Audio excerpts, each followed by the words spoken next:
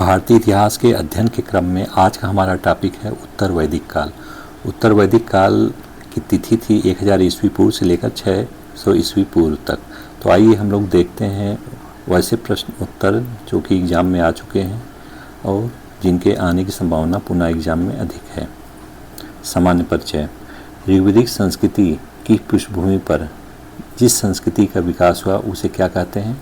उसे कहते हैं उत्तर वैदिक काल। अगला पॉइंट है, ऋग्वेद के आधार पर विकसित संहिता ग्रंथ कौन कौन से हैं? अर्थात ऋग्वेद के आधार पर ही अन्य जो ग्रंथों का निर्माण हुआ है वो कौन कौन से हैं? तो उसमें है यजुर्वेद, सामवेद, अथर्ववेद, ब्राह्मण ग्रंथ, आरण्यक एवं उपनिषद। अगला पॉइंट है, यजुर्वेद, सामवेद एवं अथर्ववेद के साथ ब्राह्मण ग्रंथ, आरण्यक तथा उपनिषद के विकास को किस काल के अंतर्गत रखा जा सकता है? तो इन सभी को हम रख सकते हैं उत्तर वैदिक काल के अंतर्गत रख सकते हैं। अगला पॉइंट है, उत्तर वैदिक काल में वैदिक सभ्यता का प्रसार सब सिंधु से आगे बढ़कर कहाँ तक हो गया था? तो उत्तर वैदिक काल में वैदिक संस्कृति का प्रसार सब सिंधु से आगे बढ़कर गंगा यमुना दोआब के उत्तरी भाग तक हो चुका था। अगला पॉइंट है, सतपथ ब्राह्मण से ज्ञात होता है कि उत्तर वैदिक काल में वैदिक सभ्यता का प्रसार हुआ था। कहाँ तक? पूर्व में गंडक नदी तक। अर्थात अगर आपसे एग्जाम में पूछे कि सतपथ ब्राह्मण से ज्ञात होता है कि उत्तर वैदिक काल में वैदिक सभ्यता का प्रसार कहाँ तक हो चुका था तो पूर्व में गंडक नदी तक हो चुका था। अगला पॉइंट है, उत्तर वैदिक काल में किस प्रकार के मृत भांडों का प्रयोग किया जाता था? उत्तर वैदिक काल में जो मृत भांड थे अर्थात जो बर्तन थे मिट्टी के किस प्रकार के थे? तो वो थे चित्ती, धूसर, मृत भांड। अगला है, उत्तर वैदिक साहित्य में त्रिकूद, कांच, मैनक पर्वतों का उल्लेख किया गया है जो कहाँ पड़ते थे? तो ये पर्वत जो है तीनों पर्वत त्रिकूद, कांच और मैनाक पर्वत पूर्वी हिमालय पर स्थित थे। अगला है, अथर्ववेद में मगध के निवासियों को क्या कहा गया है? तो अथर्ववेद में मगध के निवासियों को कहा गया, क्या कहा गया है? उत्तर वैदिक काल के राजनीतिक संगठन की। इसमें पॉइंट है, राष्ट्र राज का उद्भव किस काल में हुआ? आपसे एग्जाम में पूछे कि राष्ट्र राज का उद्भव किस काल में हुआ तो उसका उद्भव राष्ट्र राज का उद्भव हुआ है उत्तर वैदिक काल में। अगला पॉइंट है, राजा की देवी उत्पत्ति की सिद्धांत सर्वप्रथम दिखाई पड़ता है पहले उत्तर वैदिक काल में दिखाई पड़ता है। और किस ग्रंथ में पूछेगा तो ऐतरेय ब्राह्मण में राजा की उत्पत्ति या राज की उत्पत्ति के बारे में दिया गया है। अगला है, उत्तर वैदिक काल में राजतंत्रात्मक शासन व्यवस्था किस पर आधारित थी? तो जो राजतंत्रात्मक व्यवस्था थी उत्तर वैदिक काल में वे वंशानुगत राजतंत्र पर आधारित थी। अगला पॉइंट है, उत्तर वैदिक काल में राजा क्या उपाधि धारण करने लगे थे? तो सम्राट की उपाधि, एकराट की उपाधि, अधिराज की उपाधि राजा धारण करने लगे थे। अगला पॉइंट है, उत्तर वैदिक काल में राजा अपनी शक्ति विस्तार हेतु किन यज्ञों का आयोजन करता था? तो शक्ति विस्तार के राजा राजसूय यज्ञ, अश्वमेध यज्ञ, वाजपेयी यज्ञ आदि का आयोजन करता था। अगला पॉइंट है, उत्तर वैदिक काल में किन दो प्रांतीय पदाधिकारियों के नाम मिलते हैं? तो उत्तर वैदिक काल के प्रांतीय अधिकारियों के नाम मिलते हैं स्थपति के और सतपति के। उत्तर वैदिक काल में सीमांत प्रदेश का प्रशासक अथवा न्यायाधिकारी क्या कहलाता था? स्थपति कहलाता था। अगर ये आपसे एग्जाम में पूछता है कि स्थपति किस तरह का अधिकारी था तो स्थपति सीमांत प्रदेशों का प्रशासक होता था। पॉइंट है, के अधिपति को, अधिकारी को क्या कहा जाता था? तो सतपति कहा जाता। सत मतलब 100, सतपति कहा जाता था। 100 ग्रामों के जो अधिकारी होता था उसे सतपति कहते थे और सीमांत प्रदेश के अधिकारी को स्थपति कहते थे उत्तर वैदिक काल में। अगला पॉइंट है, अब बात करते हैं उत्तर वैदिक काल के समाज की। उत्तर वैदिक काल में पारिवारिक स्थिति कैसी थी? तो उत्तर वैदिक काल में संयुक्त परिवार पर आधारित पितृसत्तात्मक व्यवस्था थी। संयुक्त व्यवस्था उत्तर वैदिक काल में थी। अगला पॉइंट है, उत्तर वैदिक काल में किस वर्ण को शिक्षा का अधिकार नहीं था? उत्तर वैदिक काल में शूद्रों को शिक्षा का अधिकार नहीं था। उत्तर वैदिक युग में जाति प्रथा का आधार क्या था? उत्तर वैदिक युग में जो जाति प्रथा थी उसका आधार क्या हो गया था, जन्म हो गया था। जबकि ऋग्वैदिक काल में क्या था, तो वहाँ कर्म आधारित जाति व्यवस्था थी। अगला है उत्तर वैदिक काल में समाज में स्त्रियों की दशा अच्छी थी। बाल विवाह उत्तर वैदिक काल में नहीं होते थे। बहु विवाह तथा विधवा विवाह प्रचलित थे उत्तर वैदिक काल में। स्त्रियों को पर्याप्त शिक्षा दी जाती थी तथा वो उत्सवों एवं धार्मिक समारोहों में भाग ले सकती थी। अगला पॉइंट है, अब बात करते हैं उत्तर वैदिक कालीन जो अर्थव्यवस्था है उसके बारे में। उत्तर वैदिक काल में आर्यों की आर्थिक स्थिति किस पर निर्भर थी? जो आर्य थे उत्तर वैदिक काल में, उनकी आर्थिक स्थिति कृषि और पशुपालन पर निर्भर थी। अगला पॉइंट है, उत्तर वैदिक काल में लोग किन फसलों का उत्पादन करते थे? तो याद रखिएगा, उत्तर वैदिक काल में जौ, चावल, मूंग, उड़द, तिल और गेहूं का उत्पादन लोग करते थे। अब अगला पॉइंट देखते हैं। अगला पॉइंट है, उत्तर वैदिक काल में व्यापार वाणिज्य की दशा कैसी थी? व्यापार और वाणिज्य उत्तर वैदिक काल में क्या स्थिति थी? तो व्यापार वाणिज्य काफ़ी उन्नत स्थिति में था उत्तर वैदिक काल में। अगला पॉइंट है, उत्तर वैदिक काल में उधार देने वाले के लिए किस शब्द का उल्लेख मिलता है? उधार देने के लिए कौन सी शब्द?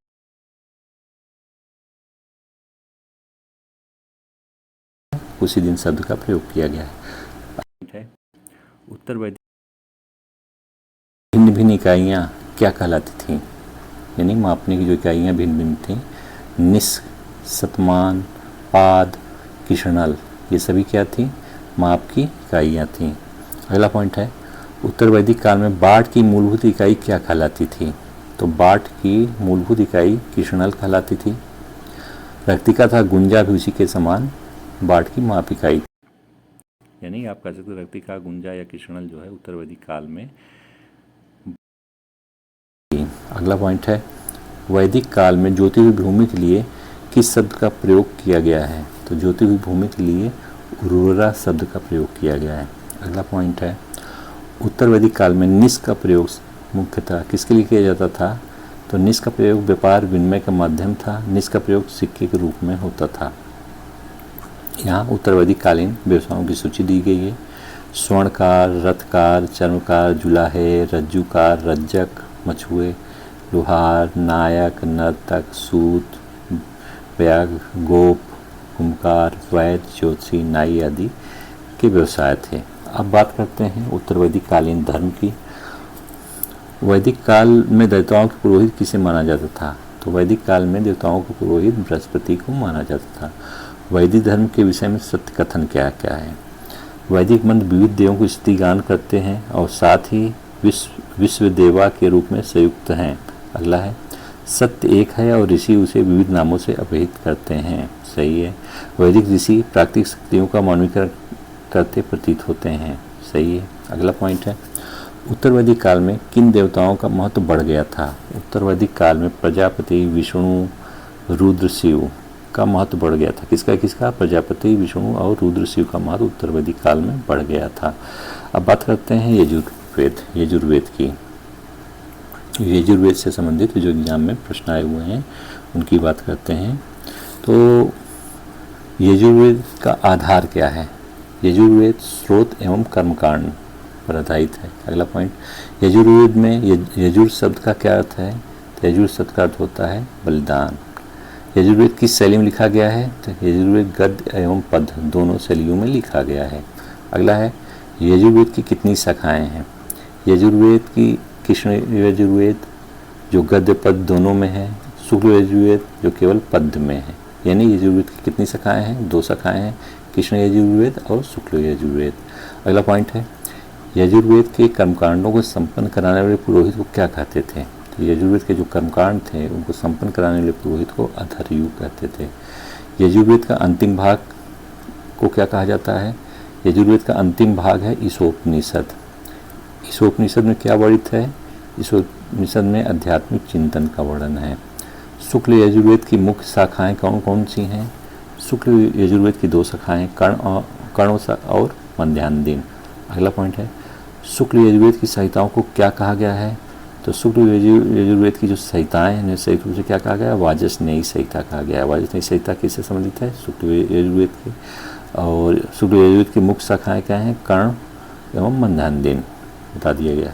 अगला पॉइंट है कृष्ण यजुर्वेद की मुख्य शाखाएं कौन कौन है। कृष्ण यजुर्वेद की मुख्य शाखाएं तैतरी, काठक, मैतायनी और कपिष्टल। कौन कौन? तैतरी, काठक, मैतायनी और कपिष्टल, ये कृष्ण यजुर्वेद की शाखाएं हैं। अगला पॉइंट देखते हैं।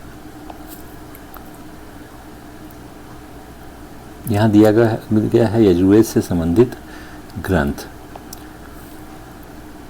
ब्राह्मण ग्रंथ। ब्राह्मण ग्रंथ यजुर्वेद से संबंधित कौन है?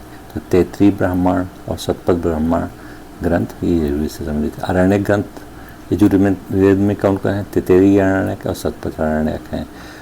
उपनिषद ग्रंथ कौन कौन से हैं यजुर्वेद से संबंधित? तो तैतरीय उपनिषद है, वेदारण्यक उपनिषद है, ईशोपनिषद है, मैत्रायणी उपनिषद है, कठोपनिषद है, श्वेताश्वर उपनिषद। अगला पॉइंट देखते हैं। शतपथ ब्राह्मण किस वेद का ब्राह्मण ग्रंथ है? शतपथ ब्राह्मण शुक्ल यजुर्वेद का ब्राह्मण ग्रंथ है। शतपथ ब्राह्मण किसका है? शुक्ल यजुर्वेद का है। अगला है शतपथ ब्राह्मण का विषय क्या है? शतपथ ब्राह्मण का विषय है पुनर्जन्म का सिद्धांत, जल प्लावन की कथा, पुरूरवा उर्वशी संवाद, पुरुष मेघ यज्ञ का वर्णन। याद रखिए, आपसे पूछ सकता है जल प्लावन की कथा का सूत्र क्या है या जल प्लावन की कथा कहाँ मिलती है? तो ये मिलती है शतपथ ब्राह्मण। पुनर्जन्म सिद्धांत कहाँ मिलता है? शतपथ ब्राह्मण में। पुरूरवा और उसी स्वाद कहाँ मिलता है? शतपथ ब्राह्मण में। पुरुष मेघ यज्ञ का वर्णन शतपथ ब्राह्मण में। इस तरह एक एक करके क्वेश्चन भी पूछा जा सकता है।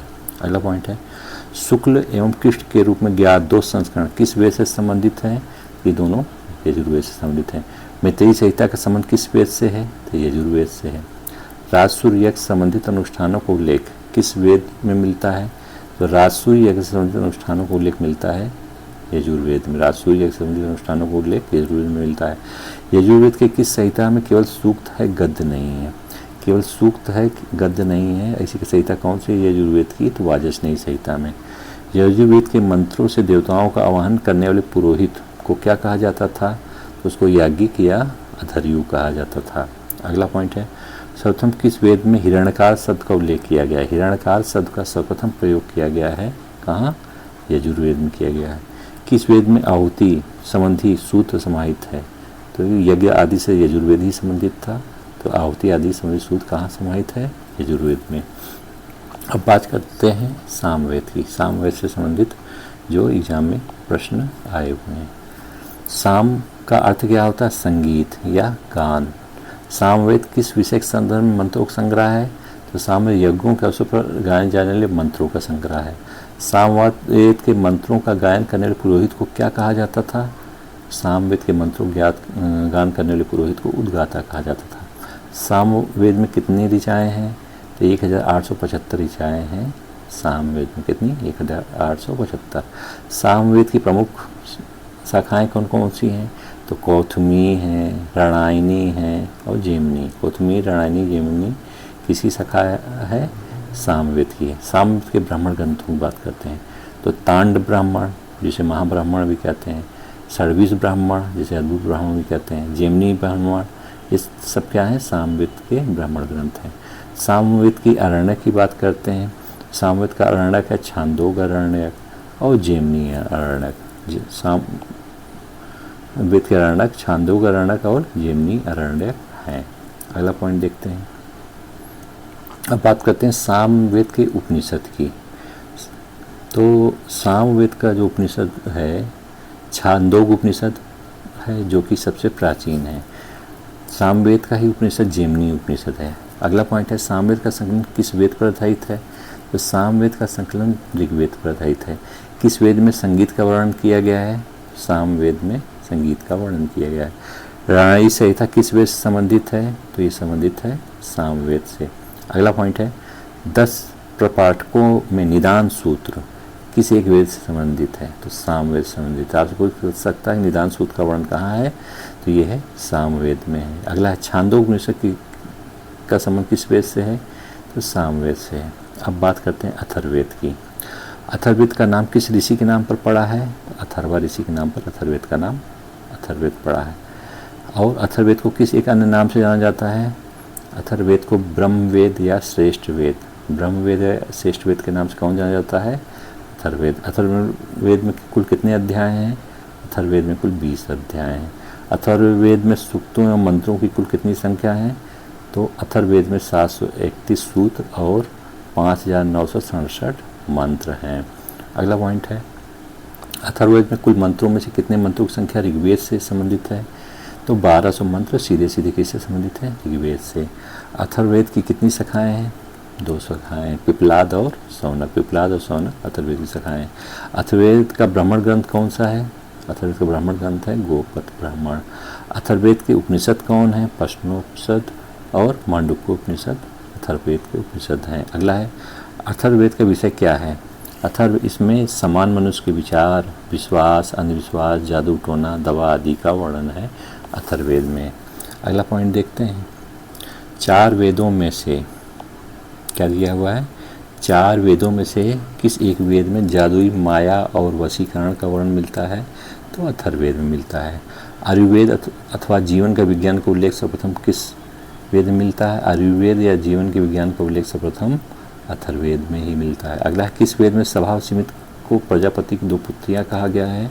तो सभा और सिमित को प्रजापति की 2 पुत्रियाँ कहा गया है अथर्ववेद में। अगला है, युद्ध का प्रारंभ मनुष्य के मस्तिष्क से होता है। युद्ध का प्रारंभ कहाँ से? मनुष्य के मस्तिष्क से होता है। ये किस ग्रंथ में वर्णन है? अथर्ववेद में है। अथर्ववेद में वर्णित प्रथम किसी वैज्ञानिक कौन थे? अथर्ववेद में वर्णित प्रथम किसी वैज्ञानिक थे? पृथुवैन ने। कौन थे? पृथुवैन। अगला है, अयोध्या का सर्वप्रथम उल्लेख किस वेद में मिलता है? अयोध्या का सबसे पहले उल्लेख अथर्ववेद में मिलता है। अंगराज का वर्णन सर्वप्रथम कहाँ मिलता है? तो अंगराज का सर्वप्रथम वर्णन अथर्ववेद में मिलता है। अगला पॉइंट देखते हैं, अगला है, किस वेद में बीमारियों के उपचार संबंधी विषयों का वर्णन है? बीमारियों के उपचार संबंधी विषयों का वर्णन कहाँ है? तो ये है अथर्ववेद में ही। अगला पॉइंट है, इतिहास शब्द का उल्लेख किस वेद में किया गया है? इतिहास शब्द का उल्लेख अथर्ववेद में किया गया है। अगला है, वैदिक काल में सर्वप्रथम गोत्र शब्द का प्रयोग कुल के अर्थ में किस वेद में किया गया है? गोत्र शब्द का प्रयोग कुल के अर्थ में प्रयोग किया गया है। कहाँ? अथर्ववेद में। अथर्ववेद में। अगला है, राजा परीक्षित का वर्णन सर्वप्रथम कहाँ हुआ है? तो राजा परीक्षित का सर्वप्रथम वर्णन अथर्ववेद में हुआ है। औषधि वनस्पति के विषय में सूचना किस वेद से मिलती है? अथर्ववेद से। अब देखते हैं ब्राह्मण ग्रंथ। ब्राह्मण ग्रंथ मुख्यतः किसके भाग हैं? ब्राह्मण ग्रंथ किसके भाग हैं? तो ये हैं वेदों के भाग। अगला पॉइंट है, ब्राह्मण ग्रंथ किस शैली में रचित किए गए हैं? ब्राह्मण ग्रंथ गद्य शैली में रचित किए गए हैं। ब्राह्मण ग्रंथ के विषय मूलतः क्या है? विषय मूलतः क्या है ब्राह्मण ग्रंथ का? यज्ञ कराने वालों के निर्देशन के लिए इसमें कर्मकांड एवं अनुष्ठानों का विशद वर्णन है। कर्मकांड एवं अनुष्ठानों का विशद वर्णन है यज्ञ कराने के संदर्भ में। कहाँ? ब्राह्मण ग्रंथ में। अगला है, 800 से 600 ईस्वी काल किस युग से संबंधित है? ब्राह्मण युग से संबंधित है। आपसे एग्जाम में ब्राह्मण युग का काल क्या है? 800 से 600 ईस्वी पूर्व के मध्य। अगला है, ऋग्वेद से संबंधित ब्राह्मण ग्रंथ कौन है? ऋग्वेद के ब्राह्मण ग्रंथ है ऐतरेय ब्राह्मण है। अगला है, गोपद ब्राह्मण किस वेद से संबंधित है? तो अथर्ववेद से गोपद ब्राह्मण संबंधित है। अगला है, शतपथ ब्राह्मण। शतपथ ब्राह्मण में उल्लेखित राजा विदेह माधव से संबंधित ऋषि कौन थे? तो ये किसी गौतम राहुगण, ऋषि गौतम राहुगण थे। अगला है, राजत्व के देवी उत्पत्ति के सिद्धांत का सर्वप्रथम उल्लेख किस ब्राह्मण ग्रंथ में मिलता है? तो ऐतरेय ब्राह्मण में मिलता है।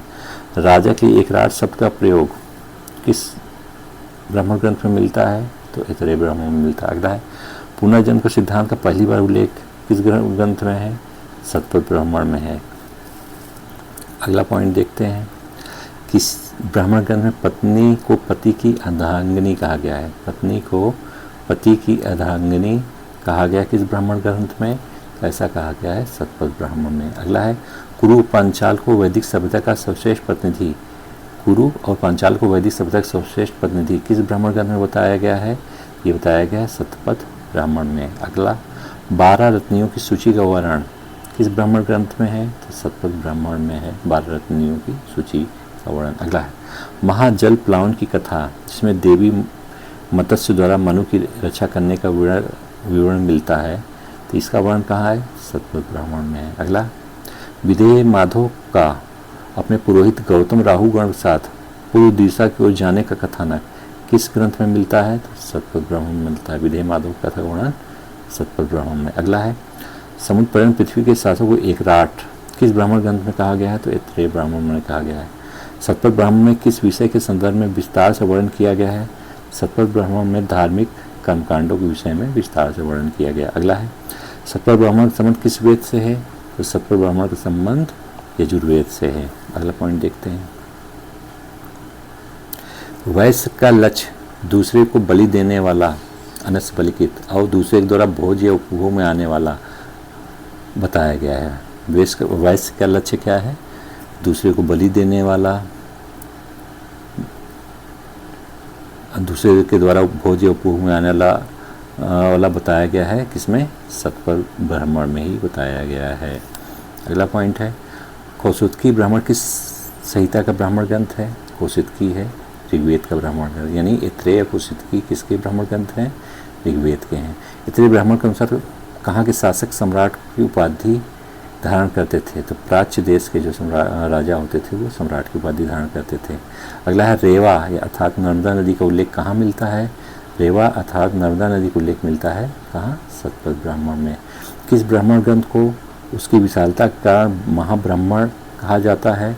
तो तांड ब्राह्मण ग्रंथ को उसकी विशालता का महाब्राह्मण ग्रंथ कहा जाता है। किस ब्राह्मण ग्रंथ को अद्भुत ब्राह्मण भी कहा जाता है? तो षड्विश ब्राह्मण को अद्भुत ब्राह्मण भी कहा जाता है। अगला है पुरुष मेघ यज्ञ का उल्लेख किस ब्राह्मण ग्रंथ में मिलता है? तो सतपथ ब्राह्मण में पुरुष मेघ यज्ञ का उल्लेख मिलता है। अगला क्या? ब्राह्मण क्या है?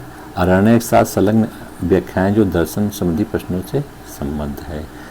अगला है ब्राह्मण राजा पर आश्रित है एवं उसके पार्श्वों में नीचे की ओर पीठासीन है परंतु वह राजा से श्रेष्ठ है। ऐसा कहाँ कहा गया है? ऐसा कहा गया है ऐत्रेय ब्राह्मण में। ब्राह्मण को राजा से श्रेष्ठ बताया गया है किसमें? ऐत्रेय ब्राह्मण में। वो अगला है समुद्र का वर्णन किस ब्राह्मण ग्रंथ में किया गया है? तो समुद्र का वर्णन ऐत्रेय ब्राह्मण ग्रंथ किया गया है। ऐत्रेय ब्राह्मण में समुद्र का उल्लेख किया गया है। अब यहाँ दिया गया है सतपथ ब्राह्मण में उल्लेखित 12 रत्नियों का उल्लेख है। कितने? 12 रत्नियों का उल्लेख है। आइए देखते हैं 12 रत्नियों के बारे में।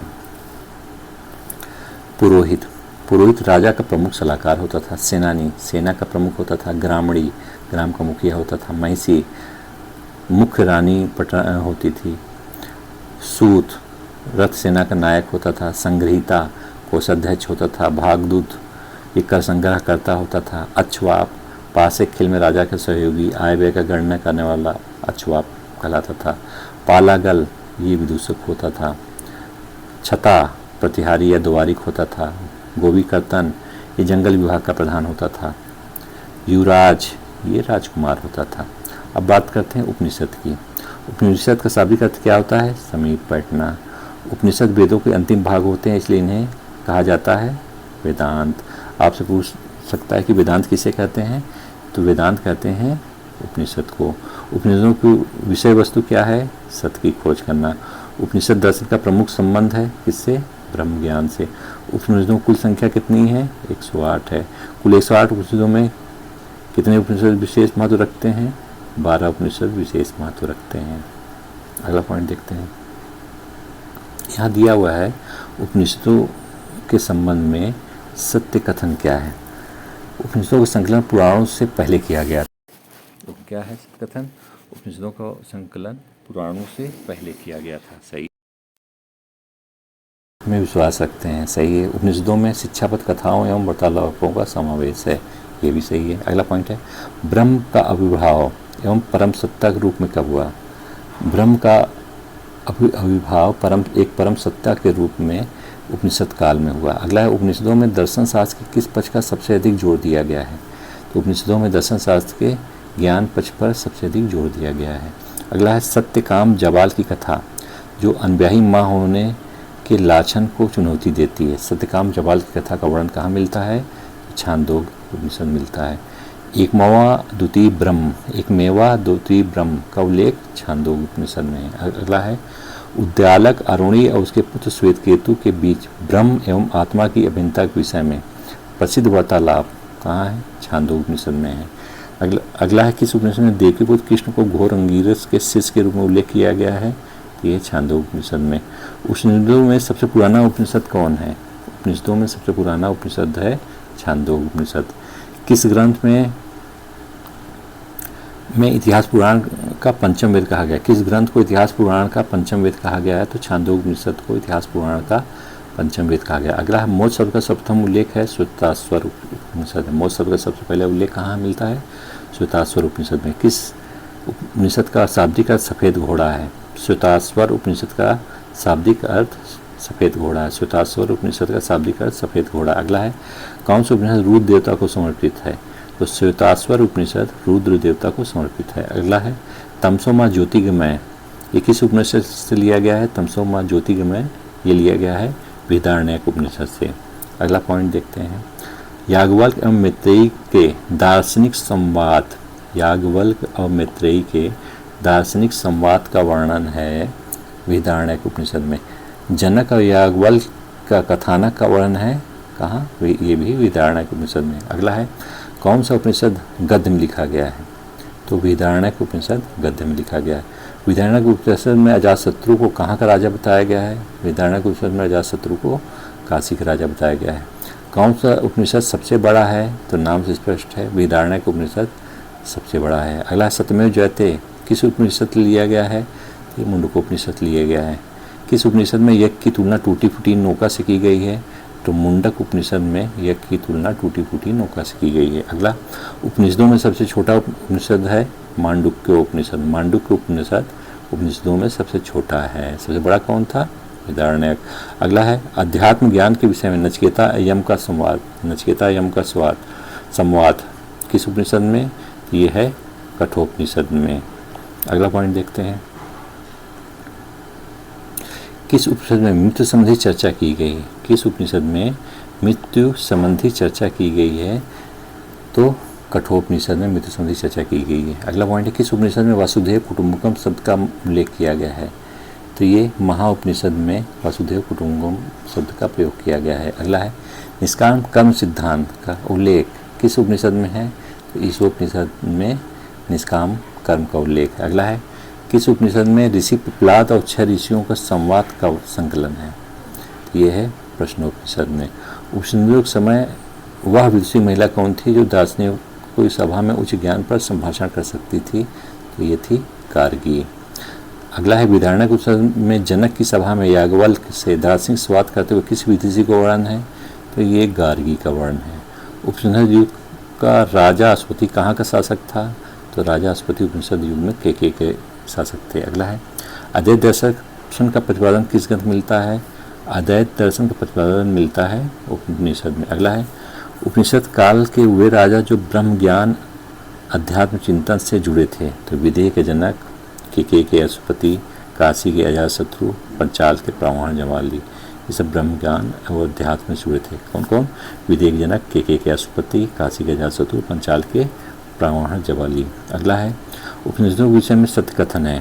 बृहदारण्यक व छांदोग्योपनिषद गद्य में है।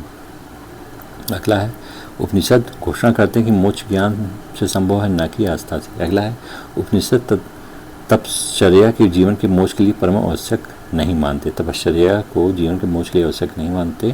कौन? उपनिषद। अगला है अगला पॉइंट विविध के अंतर्गत जो भी एग्जाम में आए वो देखते हैं। अगला पॉइंट है वेद त्रयी के अंतर्गत कौन कौन से वेद आते हैं? तो वेद त्रयी के अंतर्गत ऋग्वेद आता है, यजुर्वेद आता है, सामवेद आता है।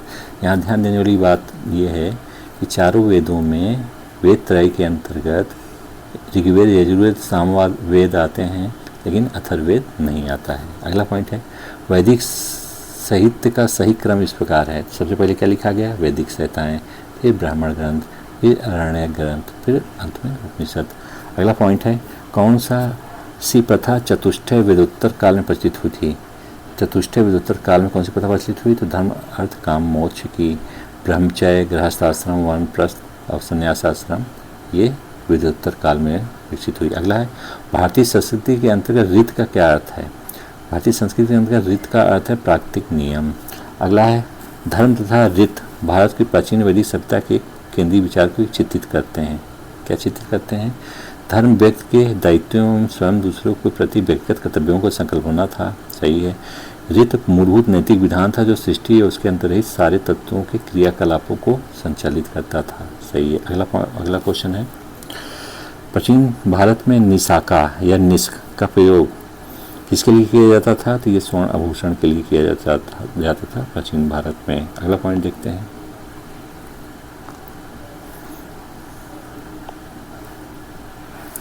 एशिया माइनर स्थित भोगोचकोई में 14वीं शताब्दी ईस्वी पूर्व के अभिलेख में किन ऋग्वेदिक देवताओं का विवरण मिलता है?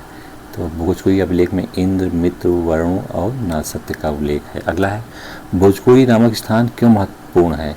यहाँ से प्राप्त अभिलेखों में वैदिक देवताओं एवं देवियों का नामोल्लेख प्राप्त होता है, इसलिए महत्वपूर्ण है। अगला है, कौन सा अभिलेख ईरान से भारत में आर्यों को आने की सूचना देता है? ईरान से भारत में आर्यों को आने की सूचना देता है भोगोचकोई अभिलेख।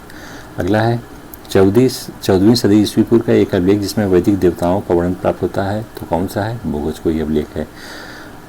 अभिलेखों का कालानुक्रम इस प्रकार है। भोगोचकोई अभिलेख सबसे पहले था, फिर डेरियस का बेहुस्तून अभिलेख आया, फिर डेरियस का पर्सिपोलिस अभिलेख आया, फिर डेरियस का नक्सेरुस्तम अभिलेख आया। अगला है, हिंदू पौराणिक कथा के अनुसार समुद्र मंथन है तो किस सर्प ने स्वयं को रस्सी के रूप में प्रस्तुत किया था? समुद्र मंथन में रस्सी के रूप में प्रस्तुत किया था वासुकी सर्प ने। अगला है, वैदिक काल में किस जानवर को अघन्या कहा गया है?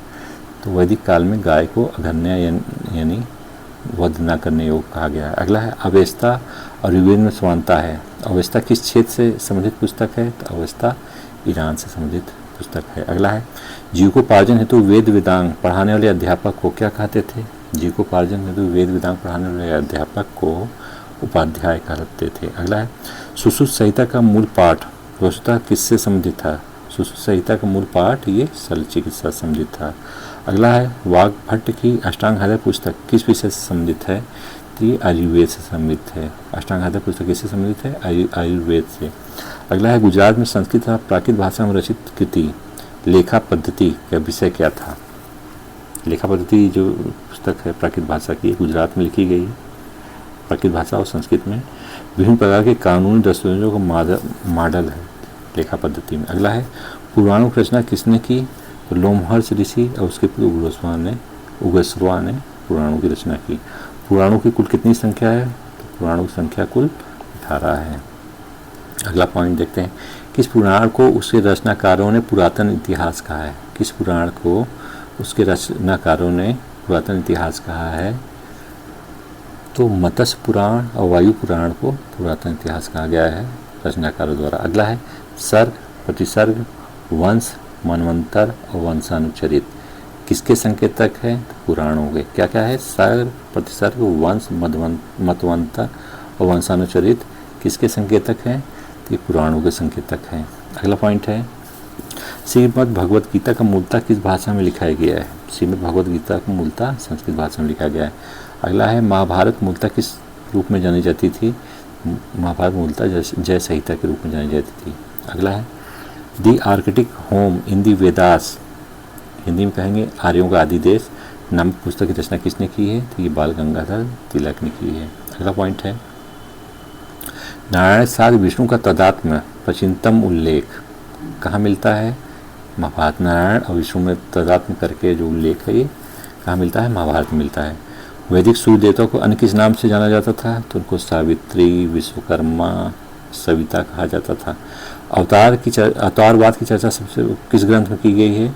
अवतारवाद की चर्चा तो भगवद गीता में अवतारवाद की चर्चा की गई है। अगला पॉइंट देखते हैं,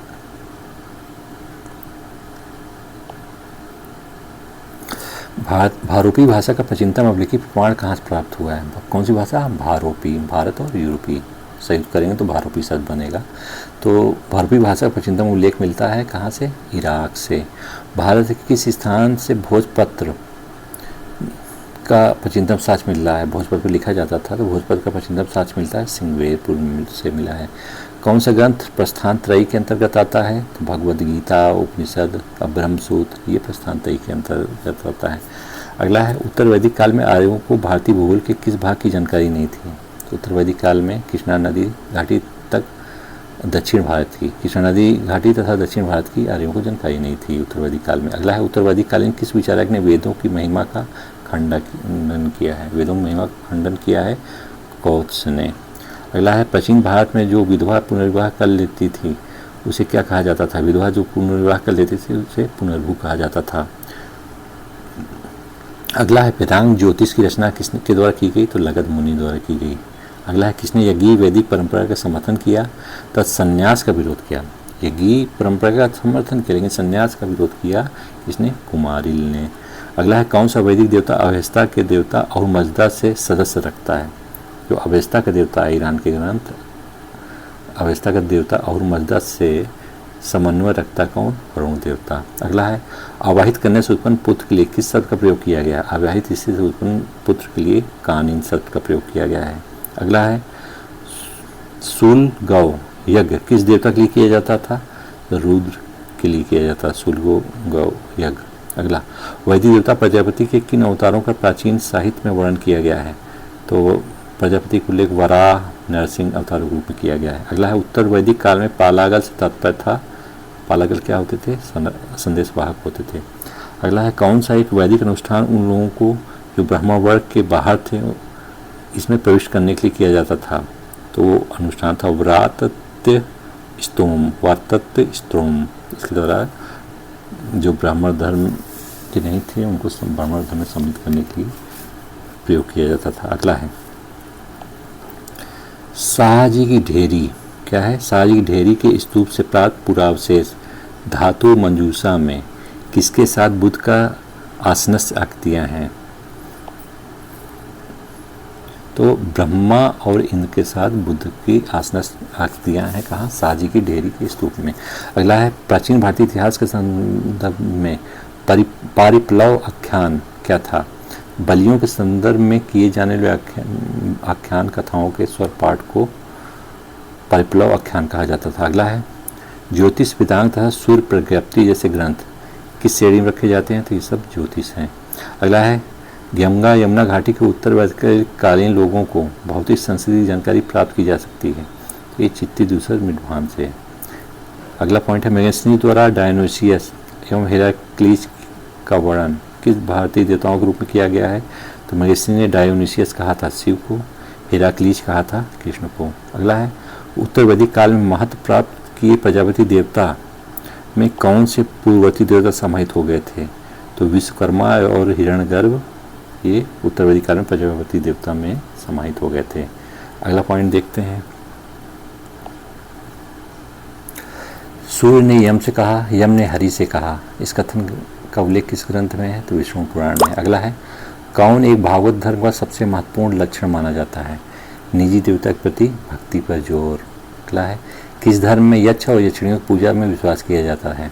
यक्ष और यक्षिणियों की पूजा में विश्वास करते थे ब्राह्मण धर्म, बौद्ध धर्म और जैन धर्म। अगला है प्राचीन भारतीय धर्म ग्रंथों में किसके साथ कृष्ण के विरोध का उल्लेख मिलता है। तो इंद्र के साथ कृष्ण का विरोध था। अगला है वैदिक ग्रंथों में ऊसर भूमि का व्यंजक शब्द है खिल। खिल जो है ऊसर भूमि का व्यंजक शब्द है। अगला चित्तर दूसर पात संस्कृति से उत्तर वैदिककालीन ग्रंथों में प्रतिबंधित जीवन की पहचान करने के कौन से कारण हैं। दोनों की भौतिक संस्कृति में समानता है। अगला है वैदिक देवता वरुण के बारे में क्या कथन सत्य है। वह नैतिक व्यवस्था के संरक्षक थे, सही है। वे पापियों को दंड देते थे, सही है। अगला है वैदिक देवताओं को का मंत्रों से अलग कोई अस्तित्व तो नहीं है। यह मत किस दर्शन में व्यक्त किया गया है। तो मीमांसा दर्शन में किया गया है कि वैदिक देवताओं का मंत्रों से अलग कोई अस्तित्व तो नहीं है। अगला है वैदिक कालीन पर्वत मुजवंत किस देवता का निवास स्थान था। तो मुजवंत पर्वत हिमालय को कहा जाता है। यहाँ किस देवता का निवास था, सोम का। अगला है ऋवैदिक आर्य और हड़प्पा संस्कृति के लोग एक ही थे। इस सिद्धांत प्रतिपादक कौन है। ये कहा है बीबी लाल ने। ऋवैदिक आर्य और हड़प्पा संस्कृति के लोग एक थे, ऐसा कहने वाले कौन है, बीबी लाल हैं। अगला है विष्णु को तमिल में क्या नाम था। विष्णु भगवान का तमिल में नाम तिरुमल था। अगला है जाति प्रथा सर्वप्रथम कब से जटिल होती दिखाई देती है। तो जाति प्रथा जटिल होती दिखाई देती है उत्तर वैदिक काल में। अगला पॉइंट है मैक्स मुलर नामक विद्वान किसके लिए प्रसिद्ध है। तो मैक्स मुलर नामक विद्वान वेदों के अध्ययन के लिए प्रसिद्ध है। अगला पॉइंट देखते हैं वैदिक युग में मना यानी मन का प्रयोग किसके लिए किया जाता था। तो मन का प्रयोग वजन के तौल के लिए किया जाता था। वजन के लिए किया जाता था। मन का प्रयोग किसके लिए करते थे। तो ये वजन के तौल के लिए मन का प्रयोग किया जाता था। अगला किस कारण से गढ़संग क्षेत्रों को वैदिकोत्तर काल में मलेच्छ देश के रूप में इंगित किया गया है। गढ़संग क्षेत्र को मलेच्छ इसलिए कहा गया है वैदिकोत्तर काल में क्योंकि वैदिक कर्मकांडों से विमुखता के कारण उनको कहा गया है। अगला वर्ण संकर की संकल्पना सबसे पहले कब दिखाई पड़ती थी? धर्मसूत्र के समय दिखाई देती, धर्मसूत्र काल में। अगला है भारतीय जाति व्यवस्था अपने श्रेष्ठ स्वरूप में मानी जाती है, क्यों? क्योंकि कार्यों के विभाजन के कारण। अगला है पूर्व वैदिक काल में उत्तर वैदिक काल के राजस्व गठन में मुख्य रूप से क्या परिवर्तन हुआ? राज के संगठन द्वारा कुल ना होकर भूमि विस्तार हो गया। अगला है वैदिक धर्म एवं संस्कृत प्रमाण चिन्ह था यज्ञ। संहिता क्या है? संहिता क्या है? श्लोकों का संग्रह है। किस विद्वान ने हिस्ट्री ऑफ धर्मशास्त्र की रचना की है? तो पीवी काड़े ने हिस्ट्री ऑफ धर्मशास्त्र की रचना की है। अगला है ब्राह्मण पिता अवैध माता से उत्पन्न पुत्र को क्या कहा जाता था? तो अम्बष्ट कहा जाता था, अम्बष्ट कहा जाता था। अगला पॉइंट है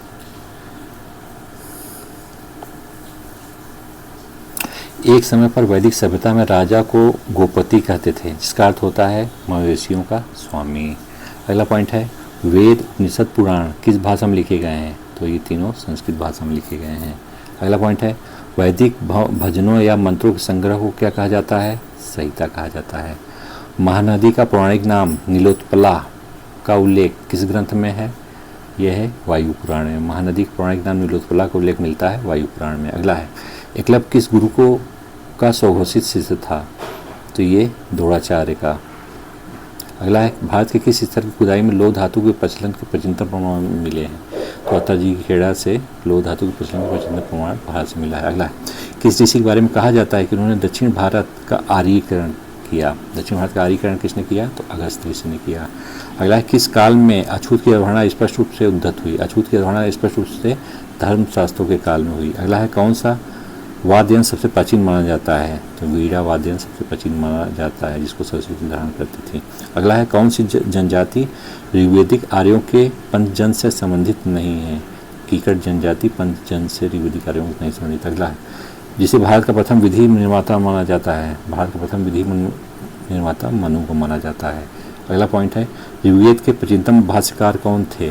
ऋग्वेद के प्राचीनतम भाष्यकार स्कंद स्वामी थे। अगला पॉइंट है गौतम और बुधायन के अनुसार वैदिकोत्तर काल में वार्षिक ब्याज दर क्या थी? वैदिकोत्तर काल में वार्षिक ब्याज दर गौतम और बुधायन के अनुसार 15% थी। अगला है उत्तर वैदिक कालीन पांचाल राज का प्रसिद्ध दार्शनिक नरेश कौन था? पांचाल राज का प्रसिद्ध दार्शनिक नरेश था प्रवाहन जवाली। अगला था नियोग प्रथा का किस धर्मसूत्रकार ने अनुचित बताया है? नियोग प्रथा को अनुचित बताया है किस धर्मसूत्रकार ने? तो बुधायन ने बताया है। अगला पॉइंट देखते हैं। यहाँ दिया है राजा और राज्य, मतलब जो राजा थे प्रसिद्ध वो किस राज्य में शासन करते थे। ब्रह्मदत्त कहाँ के राजा थे? ये काशी राजा थे। अश्वपति कहाँ के राजा थे? ये के राजा थे।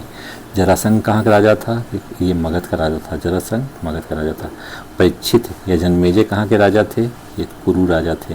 निचच्छू कहाँ का राजा था? ये वत्सभूमि का था। प्रदोत या महासेन कहाँ का राजा था? ये अवंती का था। जनक कहाँ के राजा थे? तो विदेह के थे। प्रवाहन जवाली कहाँ के राजा थे? ये पांचाल के थे। नीचे दिए हुआ प्राचीन नगर उनकी स्थिति। पुष्पकलावती, पुष्पकलावती का आधुनिक नाम क्या है? चरसत्ता। साकल, साकल का आधुनिक नाम सियालकोट। ताम्रलिप्ति का आधुनिक नाम ताम्रलुक। अगला है तक्षशिला का आधुनिक नाम है सिरकप। विजयपुर का आधुनिक नाम नागार्जुनकोंडा। कपिसा का आधुनिक नाम बेगाम जो कि अफगानिस्तान में है। भगवाड़ी का आधुनिक नाम मैसूर जो कि कर्नाटक में है। द्वार समुद्र का आधुनिक नाम हलेबिट। यहाँ दिया है वेद से संबंधित उपवेद। 4 हेडिंग के अंतर्गत दिया है वेद, उपवेद, रचनाकार और विषय। आइए पहला वेद देखते हैं ऋग्वेद। ऋग्वेद का उपवेद क्या था? आयुर्वेद था। आयुर्वेद के रचनाकार कौन थे? प्रजापत्य थे। आयुर्वेद का विषय क्या था? चिकित्सा संबंधी ज्ञान। दूसरा वेद है यजुर्वेद। यजुर्वेद का उपवेद क्या था? धनुर्वेद। धनुर्वेद के रचनाकार कौन थे? विश्वामित्र। धनुर्वेद में का विषय क्या था? चिकित्सा संबंधी ज्ञान। तीसरा वेद है अथर्ववेद। अथर्ववेद का उपवेद क्या था? शिल्पवेद। शिल्पवेद के निर्माता कौन थे? विश्वकर्मा। शिल्पवेद किससे संबंधित था? तो युद्ध कला से संबंधित ज्ञान से संबंधित था। चौथा वेद है सामवेद। सामवेद के निर्माता कौन थे? सामवेद के का उपवेद है गंधर्ववेद। गंधर्ववेद के निर्माता कौन थे? नारद। गंधर्ववेद में किसका उल्लेख है? संगीत कला से संबंधित ज्ञान का। वेद और संबंधित विषय के बारे में बात की गई है। ऋग्वेद में क्या है, स्रोत एवं प्रार्थनाएं और ईश्वर महिमा का वर्णन किया गया है। यजुर्वेद में क्या है, स्रोत एवं कर्मकांड बलिदान विधि का वर्णन किया गया है, यानी यज्ञ आदि का वर्णन किया गया है। सामवेद में क्या है, तो यहाँ संगीतमय स्रोत है, संगीत के बारे में बताया गया है। अथर्ववेद में क्या है, तो यहाँ तंत्र मंत्र जादू टोना और वशीकरण औषधियों से संबंधित बात की गई है। अब यहाँ है वेद और उनकी शाखाएं। ऋग्वेद की शाखाएं कौन सी है, साकल है। यजुर्वेद की शाखा है क्या कर्ण और वजस्नेयी। सामवेद की शाखा है रणायनी और कोथुम। अथर्ववेद की शाखा है पिपलाद और सौनक। यहाँ प्रमुख यज्ञों की बात की गई है, आइए देखते हैं। प्रमुख यज्ञ, अश्वमेध यज्ञ सर्वाधिक महत्वपूर्ण यज्ञ। इसमें राजा द्वारा साम्राज्य की सीमा की वृद्धि के लिए घोड़े को स्वतंत्र छोड़ दिया जाता था। उस यज्ञ में क्या होता था, घोड़े को स्वतंत्र छोड़ देते थे। राजसूय यज्ञ, इस यज्ञ का आयोजन राजा के राज्याभिषेक के समय किया जाता था। वाजपेयी यज्ञ, इसमें राजा अपनी शक्ति के प्रदर्शन के लिए रथ दौड़ का आयोजन करता था।